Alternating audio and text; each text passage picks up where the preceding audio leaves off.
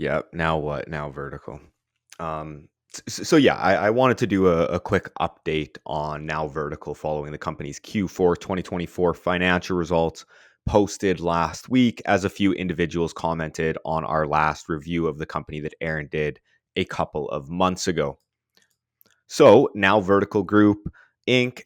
NOW on the TSX Venture, currently trading at a price of about 48 cents per share, about a $45 million market cap, and about 94 million shares outstanding.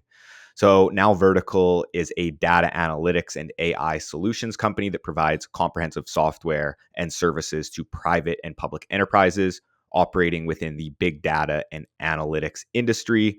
The company transforms data investments into actionable business solutions. As Aaron previously noted, the stock price has been performing well in late 2024 and now into 2025 as the company's financials have been trending in the right direction.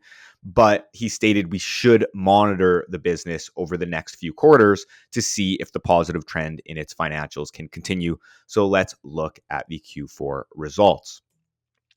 And here I'm just showing kind of what was driving the stock price. Aaron did this as well when he reviewed it back then.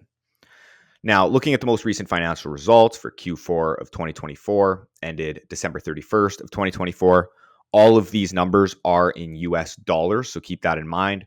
Revenue shows that it was up 7.6% year over year, but if we exclude the recent divestitures of Allegiant Defense on May 24th, 2024, and Seafront Analytics on December 31st of 2023, Q4 2023 revenue was about 5.6 million, translating to actual year-over-year growth of 94%. So going forward here, I'm just going to be referencing the year-over-year increase if we exclude the divestments here. So gross profit was 5.7 million, growing 37% year over year. Administrative expenses decreased 40% year over year, which is a direct result of management's restructuring effort to become an operator-first model, capitalizing on the expertise existing within the markets to reduce overhead costs and increase efficiency in the business.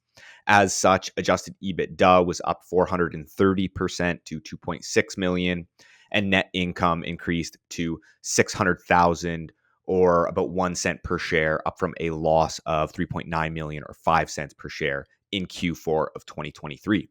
So the positive trend in profitability does continue. It's good to see. Looking at the balance sheet, the company has about 4.6 million in cash and short-term investments. Debt and leases were about 15.4 million, providing a net debt position of about 10.8 million.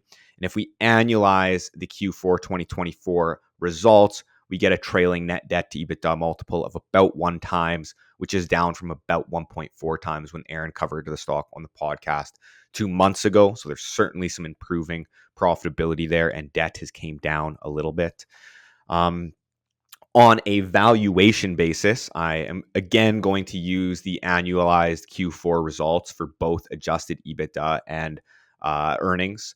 So the business is trading at about 4.1 times forward enterprise value to EBITDA, which compares to the 7 times the last time we covered it.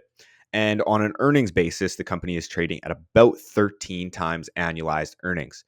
So I would say the business appears reasonably attractive if the company can continue to post strong organic growth numbers. But keep in mind, we are using annualized Q4 results to get these forward multiples, and management doesn't specifically, break out organic results in their MD&A. So that is something that I'm going to mention later here. It would be nice to, kind of get an idea of the trend of organic growth going forward, or what they expect, or what they anticipate. So to conclude here, it is an interesting business in a transition as it divests assets and refocuses operations. There's strong revenue growth historically, and it is transitioning into consistent net profit, or at least it appears to be consistent, and we will continue to monitor that. Insiders have been buying shares in the open market. It's great to see. Management, I believe, pro forma is up to about 27% of shares outstanding.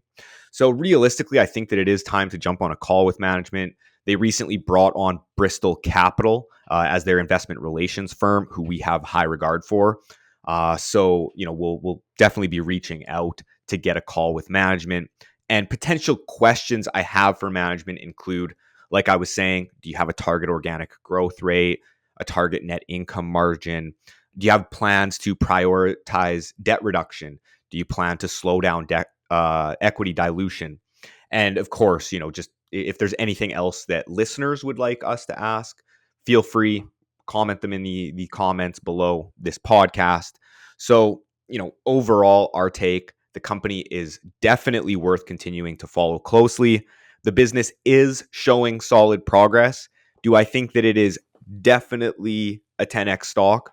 Not necessarily, but I do believe the business shows promise and is trending in the right direction. And here is the disclosure. We do not own the stock. Yeah, and other questions would be, will the organic growth rate continue? Where is it coming from? Is there seasonality to the business? Do you plan to do further equity raises? Like you said, can we limit the dilution here? It's about just under a cent on a quarterly basis. So, is profitability on an earnings basis a goal going forward?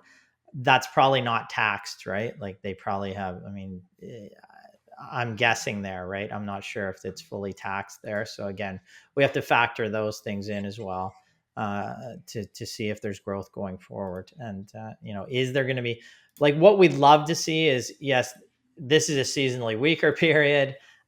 We actually expect more strength. We're not affected by tariffs. We're going to generate significant cash flow, paid on debt. We don't need outside financing, and we're going to grow organically. Yeah, it's a perfect scenario. I doubt you're going to get all of those things, but it would be nice to. That are some of the questions that we would ask management just for a brief. We would dig in farther on the business to get a better understanding of all of that.